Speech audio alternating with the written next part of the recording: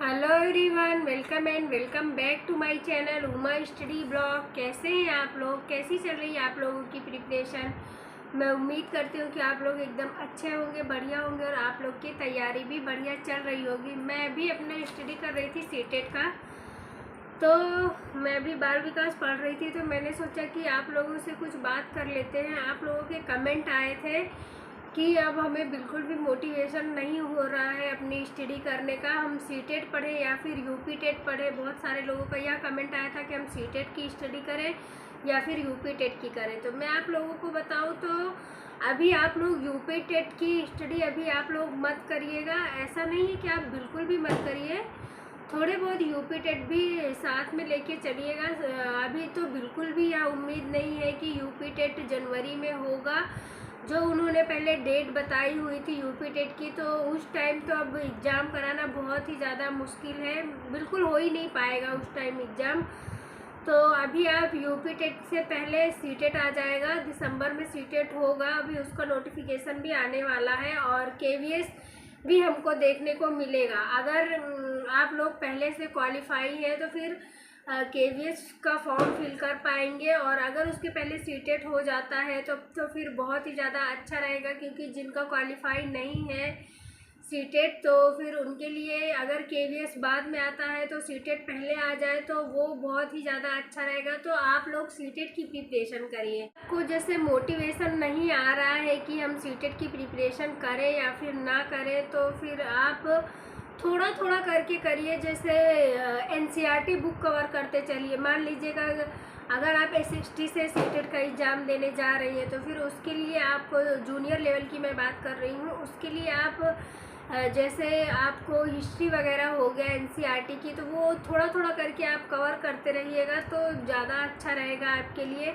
और अगर आप सोच रहे होंगे कि अभी नोटिफिकेशन नहीं आया है तो मैं अभी पढ़ाई बिल्कुल भी ना करूं, फिर जब आ जाएगा ये सीटेट का, जब हम फॉर्म फिल कर लेंगे फिर उसके बाद हम अपनी स्टडी करेंगे, तो फिर आपके लिए यह बिल्कुल भी फ़ायदेमंद नहीं रहेगा, बिल्कुल भी आपको बेनिफिट नहीं होने वाला है। अगर आप सोच रहे हैं कि फॉर्म फिल करने के बाद आप प्रिपरेशन करेंगे तो फिर आप बिल्कुल भी अच्छा स्कोर नहीं कर पाएंगे सीटेट में, और फिर 1-2 नंबर से आप रह जाएंगे। इसलिए अपनी प्रिपरेशन अगर आप पहले से करते रहेंगे तो फिर आपको बहुत ज़्यादा बेनिफिट होगा उसमें, क्योंकि अच्छा स्कोर करने के लिए हमारी तैयारी अच्छी होनी चाहिए, और उसके लिए हमको स्टडी अपनी पहले से करनी पड़ती है, ना कि जब हमारा फॉर्म आ जाए हम फॉर्म फिल कर लें फिर अपनी स्टडी करना शुरू करें।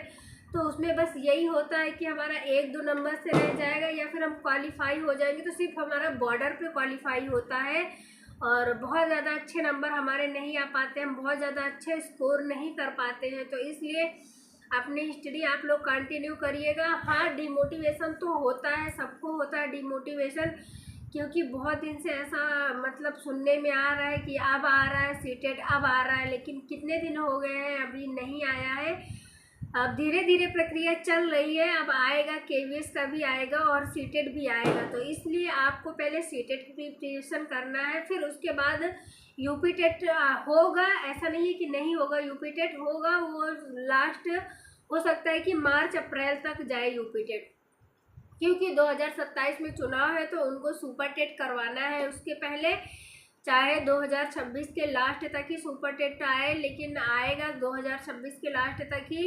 आपने बैच वगैरह भी परचेज किया होगा, अगर आपने बैच वगैरह भी सीटेट का नहीं परचेज किए हैं आप, तो फिर कोई बात नहीं, आप यूट्यूब पे ऑनलाइन क्लासेस बहुत सी ऐसी है जो बिना पेड बैच फ्री में चलती है, तो आप वो देख सकते हैं, वो क्लासेस अटेंड कर सकते हैं। बहुत अच्छा मैटर वहाँ पे मिल रहा है आपको, पीडीएफ वगैरह भी सब कुछ दे रहे हैं। तो अगर आप लोगों ने बैच परचेज नहीं किया है तब भी आप यूट्यूब पे वीडियो देख सकते हैं, और एक अच्छी बुक ले लीजिए सीटेट के लिए। सीटेट के लिए कुछ प्रैक्टिस ईयर पेपर ले लीजिए, जो भी आप प्रैक्टिस पेपर ले लीजिए, उसको सॉल्व करा करिए। 1-2 मतलब जो भी चैप्टर आप कवर कर लीजिए, फिर उसमें से कुछ कुछ, जैसे आप कोई टॉपिक कवर कर लिए, जैसे आपका सीडीपी कवर हो गया है, तो फिर उसमें थोड़ा थोड़ा करके प्रैक्टिस पेपर सॉल्व करा करिए, तो फिर आपको इससे पता चलेगा कि हाँ हमारे एग्जाम में किस प्रकार के प्रश्न पूछे जा रहे हैं। क्या कमेंट आता है कि दी आप बताइएगा हम यूपी टेट की प्रिपरेशन करें या फिर सीटेट की प्रिपरेशन करें।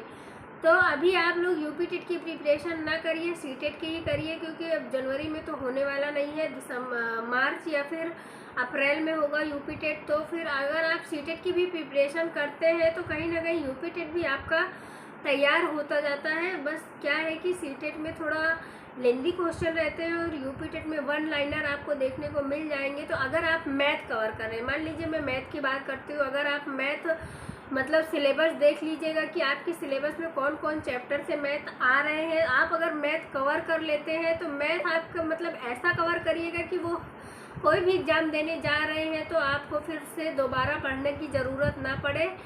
इस प्रकार से आप मैथ करें, क्योंकि सारे एग्ज़ाम में तो मैथ जैसे पूछा जाता है तो उसमें परसेंटेज आना है और एवरेज आना है और एलसीएम एचसीएफ आना है, सिंप्लीफिकेशन वगैरह आना है। तो ये सब तो सभी में, चाहे यूपी टेट ले लो, चाहे सी टेट ले लो, चाहे एस टेट ले लो, सब में सारे एग्जाम में ये सब को चैप्टर से क्वेश्चन पूछे जाते हैं। तो अगर आप मैथ कवर कर रहे हैं तो ऐसा नहीं कि आपका सिर्फ सी टेट का प्रिपरेशन हो रहा है, साथ ही साथ आपका यूपी टेट के लिए भी प्रिपरेशन हो जाएगा। और इसी प्रकार से इंग्लिश ले लीजिए, इंग्लिश में अगर आप कवर कर रहे हैं सी टेट के लिए, अगर आप इंग्लिश पढ़ ले रहे हैं, कोई अच्छी बुक से आप इंग्लिश पढ़ रहे हैं तो उसमें भी आपका कवर हो जाएगा, यूपी टेट में भी कवर हो जाएगा। और इसी प्रकार से अगर आपका संस्कृत सब्जेक्ट होने वाला है तो अगर आप संस्कृत की कोई अच्छी बुक ले लीजिएगा। संस्कृत अगर आप कवर कर रहे हैं, प्लस अगर आप सीडीपी कवर कर रहे हैं तो सीडीपी में सी टेट के लिए क्या होता है कि थोड़ा आपको डिटेल से ज़्यादा पढ़ना पड़ता है, वन लाइनर से इसमें काम चलने वाला नहीं है। अगर आप